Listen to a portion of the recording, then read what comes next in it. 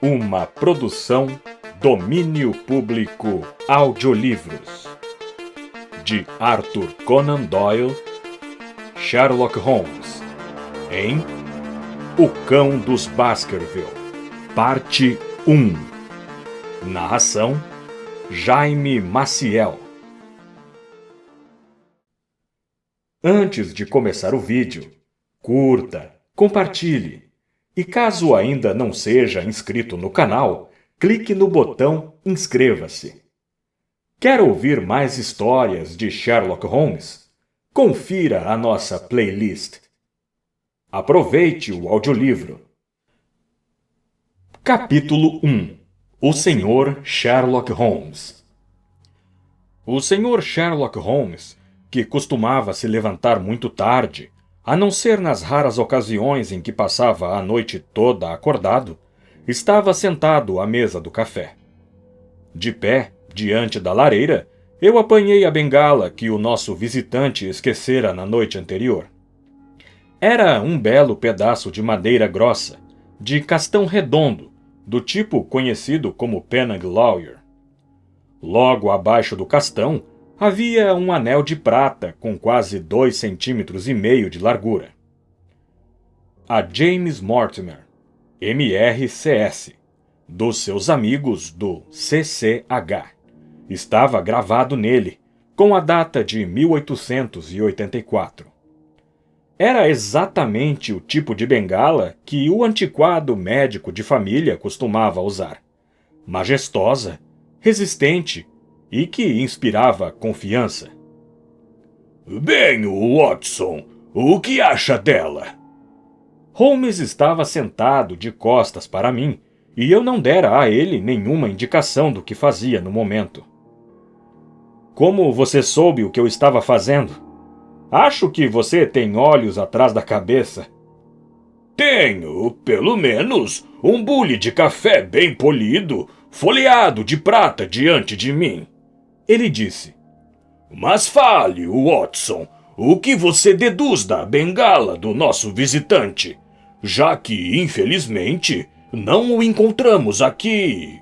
Como não temos nenhuma ideia do que desejava, este souvenir acidental passa a ser importante.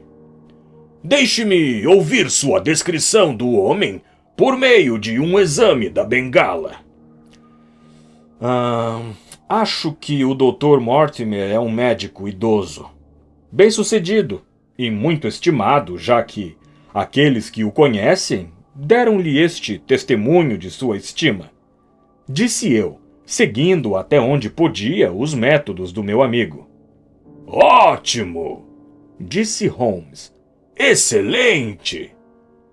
Acho também que é grande a possibilidade de ele ser um médico rural que faz parte das suas visitas a pé. Por que acha isso? Porque esta bengala, embora originalmente muito bonita, tem sido tão maltratada que dificilmente posso imaginar um médico da cidade usando-a. A grossa ponteira de ferro está gasta, portanto, é evidente que ele tem caminhado muito com ela. Perfeitamente lógico, disse Holmes. E ainda aos amigos do CCH. Imaginaria isso como sendo alguma coisa de caça. O grupo de caçadores locais, cujos membros, possivelmente, receberam dele alguma assistência cirúrgica, e que, em retribuição, lhe tenham dado um pequeno presente. Realmente, Watson, você está se superando, disse Holmes, empurrando sua cadeira para trás e acendendo um cigarro. Sinto-me obrigado a dizer que, em todas as histórias que teve a bondade de escrever a respeito das minhas pequenas proezas, você costuma subestimar a sua própria capacidade. Talvez você mesmo não seja luminoso, mas você é um condutor da luz. Algumas pessoas, mesmo não dotadas de genialidade, têm um poder notável de estimulá-la. Confesso, meu caro amigo, que lhe devo muito. Ele nunca havia falado tanto sobre isso antes, e devo admitir que suas palavras me deram um intenso prazer. porque muitas vezes eu ficara magoado com a sua indiferença, pela minha admiração e pelas tentativas que fizera para dar publicidade aos seus métodos. Fiquei orgulhoso também ao pensar que havia dominado tanto o seu sistema a ponto de aplicá-lo de forma a obter sua aprovação. Ele tomou a bengala de minhas mãos e examinou-a por alguns minutos. Depois, com uma expressão de interesse, largou o cigarro, levou a bengala até a janela e examinou novamente com uma lente convexa. Interessante, embora elementar, ele disse ao voltar para o seu canto favorito do sofá. Há certamente uma ou duas indicações na bengala. Elas nos dão a base para várias deduções. Alguma coisa me escapou? Perguntei com alguma presunção. Espero não ter deixado de perceber nada importante. Receio, meu caro Watson, que a maioria de suas conclusões esteja errada. Quando eu disse que você me estimulava, eu quis dizer, para ser franco, que, ao notar os seus enganos, algumas vezes fui conduzido na direção da verdade. Não que você esteja inteiramente errado neste caso. O homem é certamente um médico de campo e anda um bocado. Então eu estava certo. Até esse ponto. Mas isso era tudo. Não, meu caro Watson. Não tudo. De modo algum, tudo. Eu sugeriria, por exemplo, que é mais provável que um presente a um médico seja dado por um hospital do que por um grupo de caçadores, e que quando as iniciais CC são colocadas antes desse hospital, as palavras Charing Cross surgem naturalmente. Talvez você tenha razão. A probabilidade está nessa direção. E se considerarmos isso uma hipótese de trabalho, temos uma nova base da qual começar a reconstituição do nosso visitante desconhecido. Bem, então, supondo que o CCH signifique Charing Cross Hospital, que outras deduções podemos fazer? Não há nenhuma óbvia? Você conhece os meus métodos, aplique-os. Só posso pensar na conclusão óbvia de que o homem clinicou na cidade antes de ir para o campo. Acho que podemos nos aventurar um pouco além disto. Considere a coisa assim. Em que ocasião seria mais provável que este presente fosse dado? Quando os seus amigos se reuniriam para demonstrar-lhe a sua estima.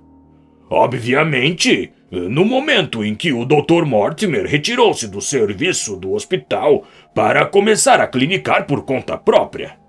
Sabemos que houve um presente.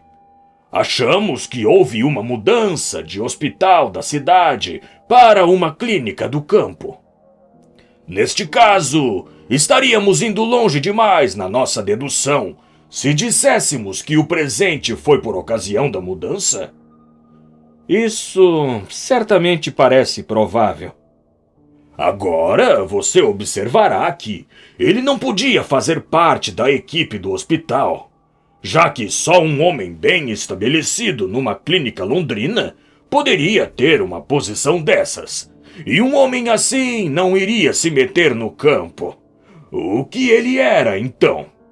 Se ele estava no hospital e, apesar disso, não fazia parte da equipe, só podia ser o cirurgião residente ou o médico residente, pouco mais que um estudante do último ano. E ele saiu há 5 anos, a data está na bengala. Portanto, o seu médico de família, sério, de meia idade, evaporou-se, meu caro Watson. E surge um sujeito jovem, com menos de 30 anos, amável, sem ambição, distraído, e dono de um cão de estimação que eu descreveria de modo aproximado como sendo maior do que um terrier e menor do que um mastim. Ri com incredulidade quando Sherlock Holmes recostou-se no seu sofá e soltou anéis trêmulos de fumaça em direção ao teto. Quanto à última parte, não tenho nenhum meio de conferir, mas pelo menos não é difícil descobrir alguns detalhes sobre a idade e a carreira profissional do homem. Eu disse. Da minha pequena prateleira de livros de medicina, tirei o catálogo dos médicos e procurei o nome. Havia vários Mortimers, mas só um podia ser o nosso visitante. Li em voz alta o seu registro.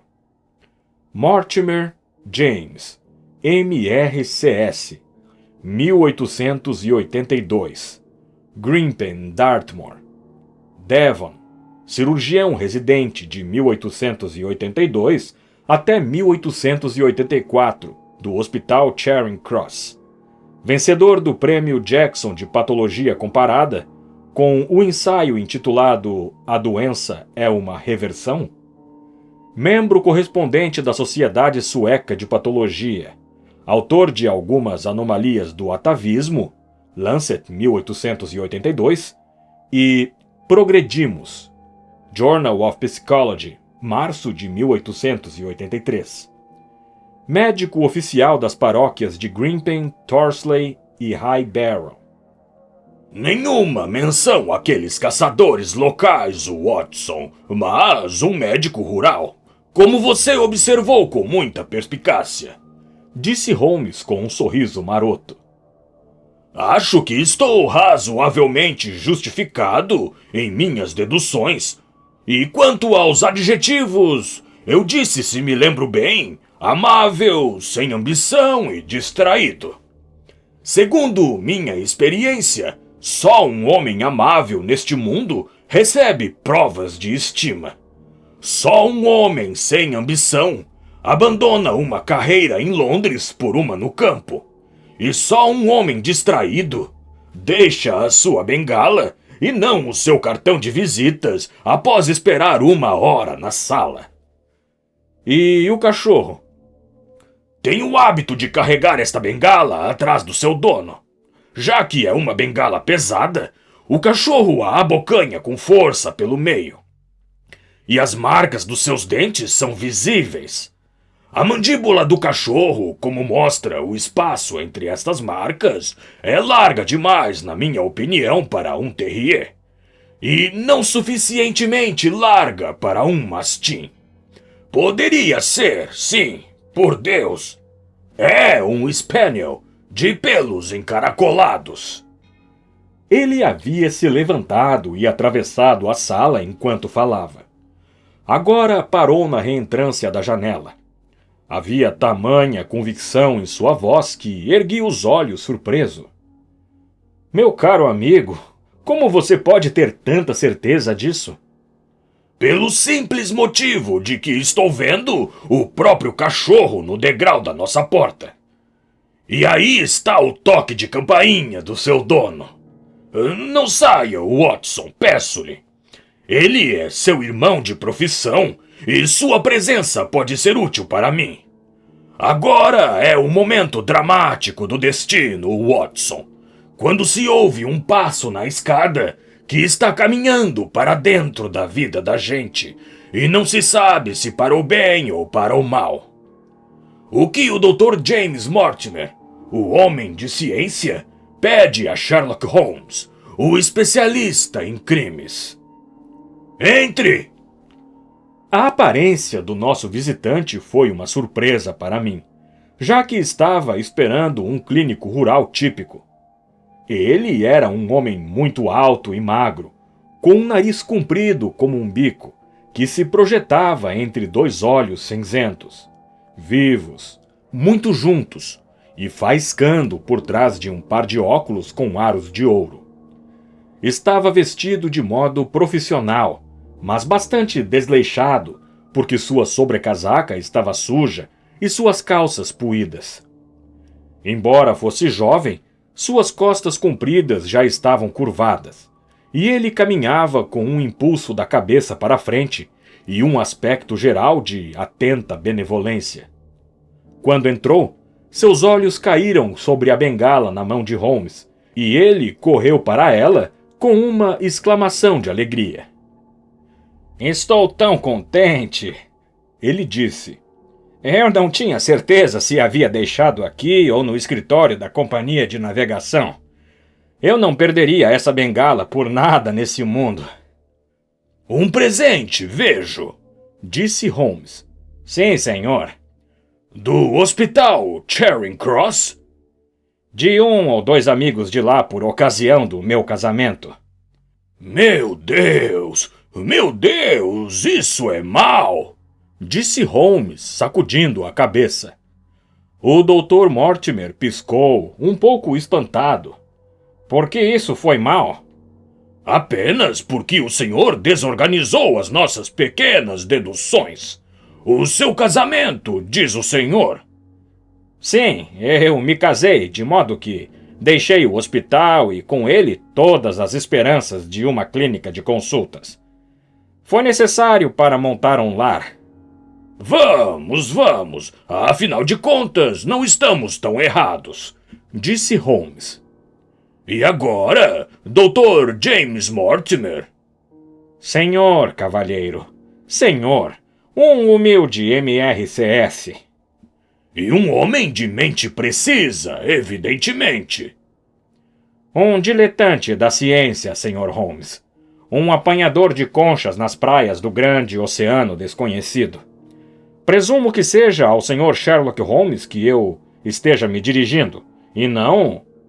Não, este é o meu amigo, Dr. Watson. Prazer em conhecê-lo, senhor. Ouvi mencionarem o seu nome ligado ao do seu amigo. O senhor me interessa muito, Sr. Holmes. Dificilmente eu teria esperado um crânio tão dólico-cefáceo, ou um desenvolvimento supraorbital tão bem marcado. O senhor permitiria que eu passasse o dedo pela sua fissura parietal? Um molde do seu crânio, senhor, até que o original fique disponível, seria um ornamento para qualquer museu antropológico. Não é a minha intenção ser grosseiro, mas confesso que cobiço o seu crânio. Sherlock Holmes indicou uma cadeira ao nosso visitante. Percebo que o senhor é um entusiasta da sua linha de pensamento, como sou da minha, disse ele. Observo pelo seu indicador que o senhor faz os seus próprios cigarros. Não hesite em acender um. O homem tirou do bolso papel e fumo e enrolou um no outro com uma habilidade surpreendente. Ele tinha dedos longos e trêmulos, tão ágeis e inquietos quanto as antenas de um inseto. Holmes estava em silêncio, mas os seus rápidos olhares penetrantes revelaram-me o interesse que ele tinha pelo nosso curioso companheiro. Presumo, senhor, que não foi simplesmente com o objetivo de examinar o meu crânio que o senhor me deu a honra de passar por aqui ontem à noite, e novamente hoje, disse ele por fim. Não, senhor. Embora esteja feliz por ter tido a oportunidade de fazer isso também. Vim procurá-lo, Sr. Holmes, porque reconheci que eu mesmo sou um homem pouco prático e porque me defrontei de repente com um problema muito grave e extraordinário. Reconhecendo como reconheço que o senhor é o segundo maior especialista da Europa... Realmente, senhor, posso saber quem tem a honra de ser o primeiro? Perguntou Holmes com alguma aspereza. Para o homem de mente estritamente científica, a obra de Monsieur Bertillon deve ter sempre um forte apelo. Então, não é melhor o senhor consultá-lo? Eu disse, senhor, para a mente estritamente científica. Mas como um homem de negócios práticos, o senhor é reconhecido como único. Espero, senhor, não ter, inadvertidamente... Só um pouco, disse Holmes. Acho, Dr. Mortimer, que o senhor agiria de modo sensato se, sem mais delongas, tivesse a bondade de me contar objetivamente qual a natureza exata do problema para o qual pede a minha ajuda. Capítulo 2 A Maldição dos Baskerville. Tenho no meu bolso um manuscrito, disse o Dr. James Mortimer. Percebi quando o senhor entrou na sala, disse Holmes. É um manuscrito antigo. Do início do século XVIII, a menos que seja uma falsificação. Como pode dizer isso, senhor? O senhor deixou à mostra uns 5 centímetros dele que eu pude observar durante todo o tempo em que esteve falando. Seria um mau especialista aquele que não conseguisse saber a data de um documento com a precisão aproximada de uma década. Talvez o senhor tenha lido a minha pequena monografia sobre o assunto. Acho que esse é de 1730. A data exata é 1742. O Dr. Mortimer tirou-o do bolso de cima. Este documento de família foi entregue aos meus cuidados por Sir Charles Baskerville, cuja morte súbita e trágica, há cerca de 3 meses, causou muita agitação em Devonshire. Posso dizer que era seu amigo, bem como seu médico assistente. Ele era um homem enérgico, astuto, prático e tão sem imaginação quanto eu, mas levava este documento muito a sério, e sua mente estava preparada exatamente para este tipo de fim que acabou tendo. Holmes estendeu a mão para o manuscrito e o abriu sobre os joelhos. Você pode observar, Watson, o uso alternado dos S, longo e curto. Essa é uma das várias indicações que me permitiram determinar a data.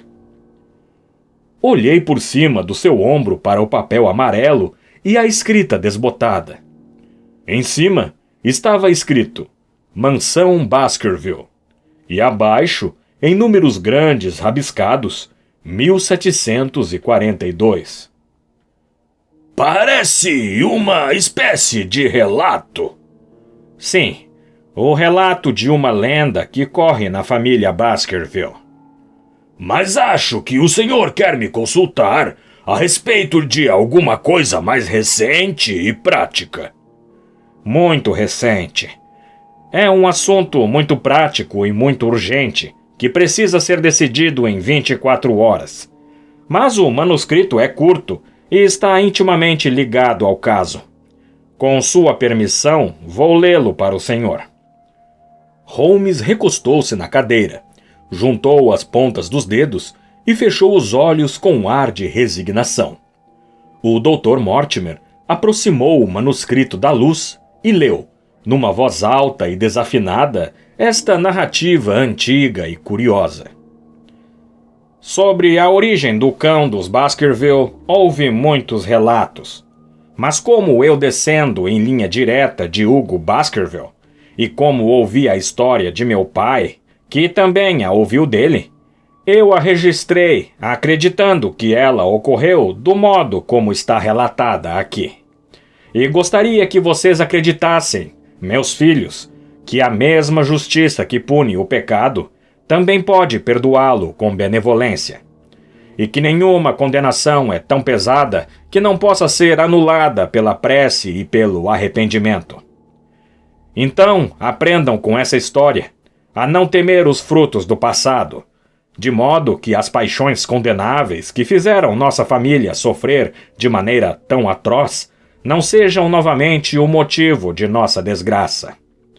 Saibam, então, que na época da Grande Rebelião, cuja história escrita pelo Lord Clavendon merece a atenção de vocês, e eu recomendo sinceramente, esse solar de Baskerville foi dado ao Hugo, com este sobrenome, e não se pode negar que ele era um homem violento, profano e ímpio. Isso, na verdade, seus vizinhos podem ter perdoado, já que santos nunca floresceram nessas regiões. Mas havia nele uma tendência cruel e insolente, que tornou seu nome conhecido em todo o Oeste. Acontece que esse Hugo se apaixonou. Se de fato uma paixão tão sinistra pode ser chamada por um nome tão luminoso, pela filha de um pequeno proprietário rural que tinha terras perto da propriedade de Baskerville. Mas a jovem, que era discreta e de boa reputação, sempre o evitava porque temia a má fama do seu nome. Num dia de São Miguel, 29 de setembro, esse Hugo, com 5 ou 6 de seus amigos desocupados e perversos, invadiu a fazenda e levou a jovem, sabendo que o pai e os irmãos dela não estavam em casa. Eles levaram a jovem para a mansão e a instalaram num quarto no segundo andar, enquanto Hugo e seus amigos se acomodaram no andar de baixo para uma longa bebedeira, como costumavam fazer todas as noites. Mas a pobre moça no andar de cima estava a ponto de enlouquecer com a cantoria, os gritos e as terríveis blasfêmias que vinham do térreo, porque diziam que as palavras usadas por Hugo Baskerville, quando estava bêbado, eram do tipo que podia atrair a maldição para o homem que as proferia. Por fim, impelida pelo medo, ela fez uma coisa que poderia ter intimidado o homem mais corajoso e ágil, porque com a ajuda da era crescida que cobria e ainda cobre a parede sul, ela desceu pelo beiral e foi para sua casa atravessando o pântano, uma distância de 3 léguas entre a mansão e a fazenda do seu pai. Pouco tempo depois, Hugo deixou seus amigos para levar comida e bebida, com outras coisas piores possivelmente, para sua prisioneira, e descobriu que a gaiola estava vazia e que o pássaro fugira. Então, parece que ele ficou como alguém possuído pelo demônio, porque desceu correndo as escadas, entrou na sala de jantar, pulou por cima da grande mesa, fazendo voar canecas e trinchantes, e gritou diante de todo o grupo que naquela mesma noite iria entregar seu corpo e sua alma às forças do mal, se conseguisse agarrar a rapariga.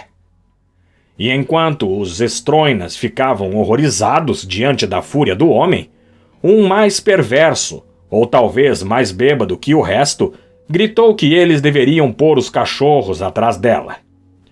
Ao ouvir isso, Hugo saiu correndo da casa, gritando para os moços da estrebaria que selassem sua égua e soltassem os cães.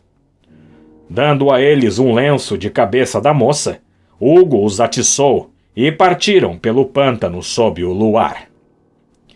Durante algum tempo, os companheiros de farra ficaram boquiabertos, sem entender direito o que acontecera tão depressa, mas logo suas mentes confusas despertaram e compreenderam o que estava prestes a ser feito naquele terreno pantanoso. Houve um rebuliço generalizado, alguns apanhando suas pistolas, outros procurando os cavalos e alguns mais garrafas de vinho. Mas finalmente, recuperando um pouco da razão, todos eles, 13 no total, montaram os cavalos e começaram a perseguição. A lua brilhava no céu, e eles galoparam lado a lado pelo caminho que a moça devia ter seguido se estivesse indo para sua própria casa. Depois de percorrerem 1 ou 2 milhas, eles viram um pastor e, aos gritos, perguntaram se ele tinha visto a perseguição. E o homem, segundo a história, ficou tão aterrorizado que mal conseguia falar, mas acabou dizendo que vira a pobre moça com os cães na pista dela. Mas eu vi mais do que isso, disse ele, porque Hugo Baskerville passou por mim em sua égua negra, e atrás dele vinha correndo um cão do inferno, tão assustador que Deus não permita jamais que uma fera dessas me persiga. Os fidalgos rurais, bêbados, amaldiçoaram o pastor e seguiram em frente.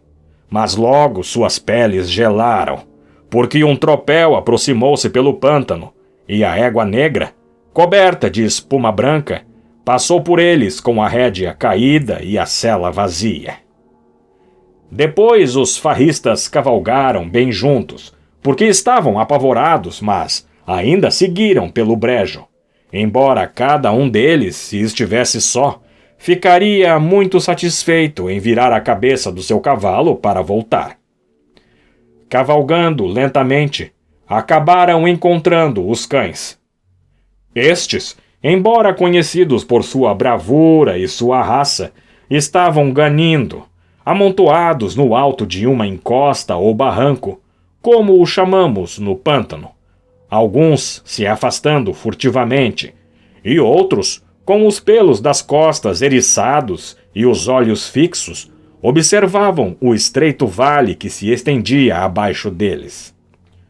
O grupo parou, os homens mais sóbrios, como se pode imaginar, do que quando partiram.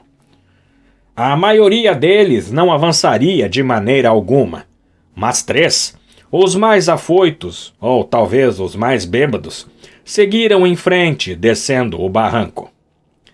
Este se abria num largo espaço, no qual havia 2 daquelas grandes pedras que ainda podem ser vistas ali, que foram colocadas por alguns povos esquecidos nos dias de antanho. A lua estava brilhando sobre a clareira, e ali no meio jazia a infeliz moça, onde havia caído, morta de medo e fadiga.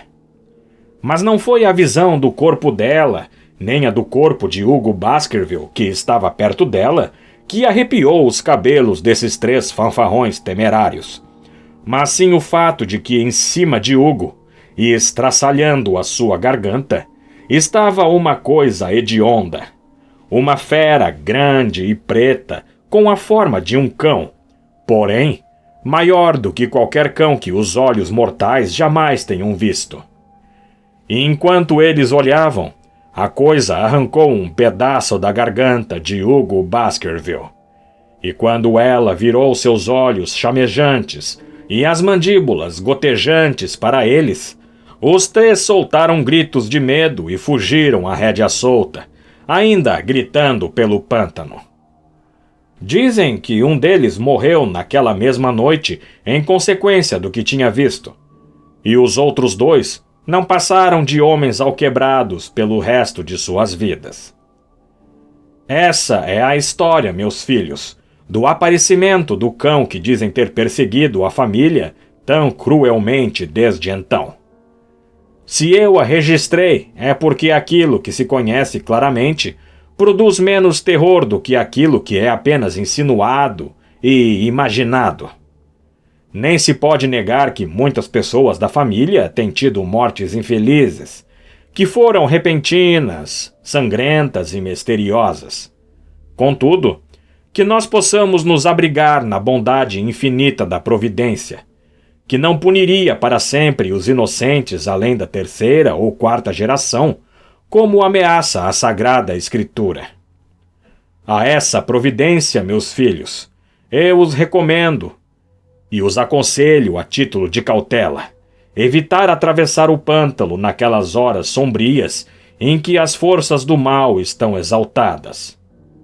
De Hugo Baskerville, para os seus filhos Roger e John, com instruções para não dizerem nada disso à sua irmã Elizabeth. Quando o Dr. Mortimer terminou de ler essa narrativa singular, empurrou os óculos para a testa e ficou olhando para Sherlock Holmes. Este bocejou e atirou seu cigarro no fogo. Bem, disse ele. O senhor não acha isso interessante? Para um colecionador de contos de fadas. O Dr. Mortimer tirou do bolso um jornal dobrado. Agora, Sr. Holmes, daremos ao senhor alguma coisa um pouco mais recente. Este é o Devon Country Chronicle, de 14 de maio deste ano. É um curto relato dos fatos relativos à morte de Sir Charles Baskerville, que ocorreu alguns dias antes dessa data. Meu amigo se inclinou um pouco para a frente e sua expressão tornou-se atenta. Nosso visitante recolocou os óculos e começou. A recente morte súbita de Sir Charles Baskerville, cujo nome foi mencionado como o provável candidato liberal de Devon Central nas próximas eleições, lançou uma sombra sobre o condado. Embora Sir Charles tenha residido na mansão Baskerville por um período relativamente curto, seu caráter afável e sua extrema generosidade conquistaram a afeição e o respeito de todos que tiveram contato com ele.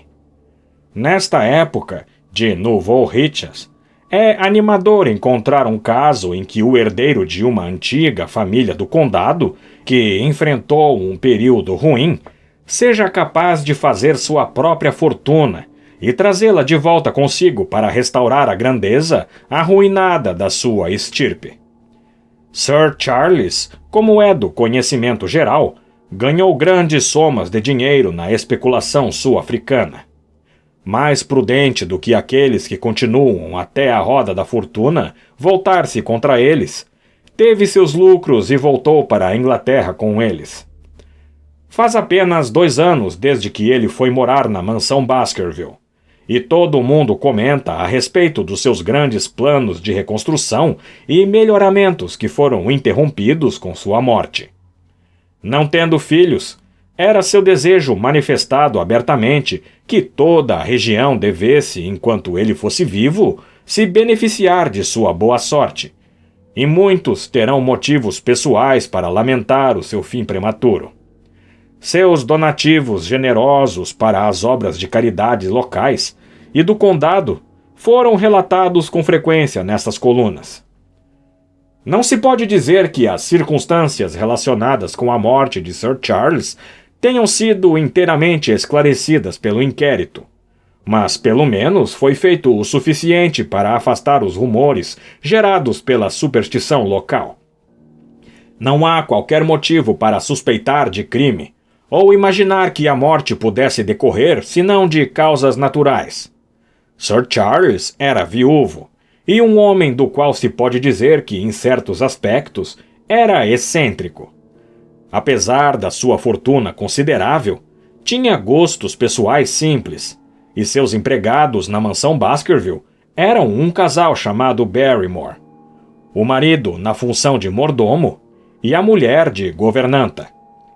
O testemunho deles, confirmado pelo de vários amigos, tende a mostrar que a saúde de Sir Charles estava comprometida há algum tempo, indicando especialmente alguma afecção do coração, que se manifestava em mudanças de coloração, falta de ar e crises agudas de depressão nervosa. O Dr. James Mortimer, o médico assistente e amigo do falecido, testemunhou o mesmo efeito. Os fatos do caso são simples. Sir Charles Baskerville, todas as noites antes de se deitar, tinha o hábito de percorrer a famosa Aleia dos Teixos da mansão Baskerville. O depoimento dos Barrymore mostra que esse era o seu costume.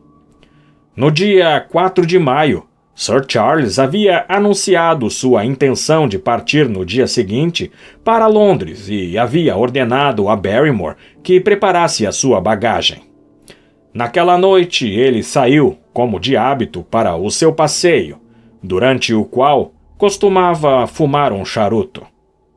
Ele jamais voltou. À meia-noite, Barrymore, encontrando a porta da sala ainda aberta, ficou assustado e, com uma lanterna, saiu à procura do seu patrão. O dia tinha sido úmido, e as marcas dos pés de Sir Charles foram seguidas com facilidade pela Aleia. Na metade desse caminho, há um portão que dá para o brejo. Havia vestígios de que Sir Charles ficara parado ali por algum tempo. Ele então seguiu pela Aleia, e foi na extremidade oposta dela que o corpo foi descoberto. Um fato que não foi explicado é a declaração de Barrymore de que as marcas dos pés do seu patrão se modificaram a partir do momento em que ele passou pelo portão, e que dali em diante parecia que ele estava andando nas pontas dos pés. Um certo Murphy, um cigano negociante de cavalos, estava nessa hora no pântano não muito distante, mas, segundo sua própria confissão, parece que não estava bem devido à bebida. Ele afirma que ouviu gritos, mas é incapaz de dizer de que direção eles vinham.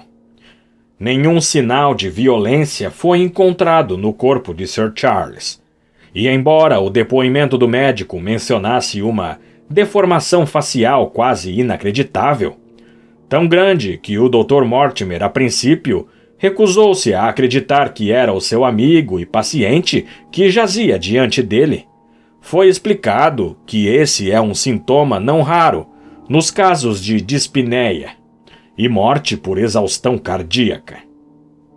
Essa explicação foi confirmada pelo exame pós-morte, que revelou uma doença orgânica já antiga, e o júri de instrução apresentou um veredicto de acordo com a prova médica. É bom que assim seja, porque, obviamente, é da maior importância que o herdeiro de Sir Charles se instale na mansão e continue as boas obras que foram tão lamentavelmente interrompidas. Se a descoberta prosaica do magistrado não tivesse posto um fim às histórias românticas que eram cochichadas a respeito do caso, teria sido difícil encontrar um inquilino para a mansão Baskerville. Sabe-se que o parente mais próximo é Sir Henry Baskerville, se ainda estiver vivo, filho do irmão mais moço de Sir Charles Baskerville. O jovem, quando se ouviu falar dele pela última vez, estava na América, e estão sendo iniciadas investigações com o objetivo de informá-lo da sua boa sorte. O Dr. Mortimer dobrou novamente o seu jornal e o enfiou no bolso. Esses são os fatos públicos, Sr. Holmes, em relação à morte de Sir Charles Baskerville. Devo agradecer-lhe por chamar minha atenção para um caso que certamente apresenta algumas características interessantes, disse Sherlock Holmes. Vi alguns comentários no jornal na época, mas estava extremamente ocupado com aquele pequeno caso dos camafeus do Vaticano. E na minha ansiedade de servir ao Papa, deixei de acompanhar casos ingleses interessantes. Este artigo, diz o senhor, contém todos os fatos públicos? Contém. Então vamos ver os particulares. Ele recostou-se, juntou as pontas dos dedos e assumiu sua expressão mais impassível e judiciosa. Ao fazer isso, estou contando o que não confiei a ninguém, disse o Dr. Mortimer, que havia começado a mostrar sinais de uma emoção forte. Meu motivo para não revelá-los ao inquérito do magistrado é que um homem de ciência evita ficar publicamente na posição que pareça endossar uma superstição popular. Eu tinha ainda um outro motivo, de que a mansão Baskerville, como diz o jornal, certamente permaneceria desocupada se fosse feita qualquer coisa para aumentar a sua reputação já bastante sinistra. Achei que esses dois motivos justificavam minha decisão de contar bem menos do que eu sabia, já que nenhuma vantagem prática podia resultar disso, mas, com o senhor, não tenho nenhum motivo para não ser franco. O pântano tem poucos habitantes, e aqueles que são vizinhos acabam tendo muito contato. Por esse motivo, eu via bastante Sir Charles Baskerville. Com exceção do Sr. Frankland, da mansão Lafter, e do Sr. Stapleton, o naturalista, não há nenhum outro homem instruído num raio de muitos quilômetros. Sir Charles era um homem retraído, mas a sua doença fez com que nos encontrássemos, e o interesse pela ciência alimentou nossa amizade. Ele havia trazido muitas informações científicas da África do Sul, e passamos juntos muitas noites agradáveis, discutindo a anatomia dos bosquímanos e dos hotentotes. Nos últimos meses, era cada vez mais evidente que o sistema nervoso de Sir Charles estava no máximo da tensão. Ele havia levado excessivamente a sério essa lenda que li para os senhores, tanto que, embora caminhasse em seus próprios terrenos, nada o induziria a sair para o pântano à noite. Por mais incrível que possa parecer ao senhor, ele estava sinceramente convencido de que um destino horrível pairava sobre sua família. E certamente os registros que pôde dar a respeito de seus ancestrais não eram encorajadores. A ideia de alguma presença horrível o perseguia constantemente. E em mais de uma ocasião ele me perguntou se em minhas visitas médicas à noite eu tinha visto alguma vez uma criatura estranha ou ouvira o latido de um cão. A última pergunta ele me fez várias vezes, e sempre com uma voz que vibrava de excitação. Lembro-me bem de que fui de carro até sua casa à noite, cerca de 3 semanas antes do acontecimento fatal.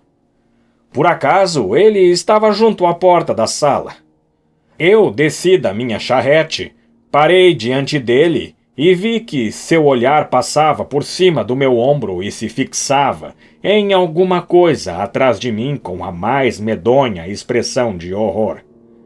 Virei-me rapidamente e tive tempo apenas de vislumbrar alguma coisa que achei que era um grande bezerro preto passando pelo alto da estrada. Ele ficou tão agitado e assustado que acabei indo até o ponto onde o animal havia estado e dei uma olhada em volta procurando por ele. Mas ele desaparecera, e o incidente pareceu causar a pior impressão em sua mente. Fiquei com ele a noite toda, e foi nessa ocasião, para explicar a emoção que havia demonstrado, que ele me confidenciou essa narrativa que li para o senhor quando cheguei.